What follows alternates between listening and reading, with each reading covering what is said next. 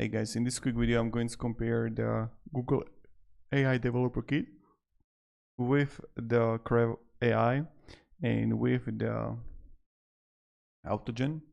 So first thing first, for the Google AI Developer Kit, it's backed by Google, ensuring strong ecosystem, designed for building advanced AI applications, seamless integration with Google Cloud Services, provides pre-trained models and API for faster development, and get also strong documentation and enterprise-grade reliability.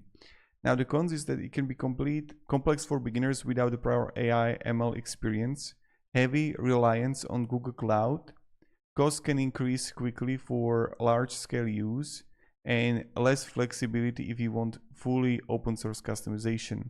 Now the CrewAI, designed specifically for orchestrating multiple AI agents, great for task automation, workflows, and collaborative AI systems, built-in features for communication and coordination between agents, flexible and developer-friendly, good for building experimental projects, and open source community rapidly expanding. Now on the other hand, it's still relatively new. So ecosystem is smaller than Google, documentation and tooling may feel less mature, requires more developer input to scale for production use, and may lack enterprise level support. Now the AutoGen, so focused on simplifying multi-agent and LLM-powered application development, supports easy customization, agent roles and dialogues, works well with retrieval augment generation and tool use, strong support for experimentation with conversation and task-based AI, flexible for research and prototyping.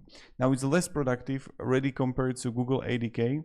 Ecosystem is smaller and evolving, requires technical expertise for complex projects, and not as many build integrations as CrewAI or Google ADK. So that's pretty much it. So thank you very much for watching and have a great day and goodbye.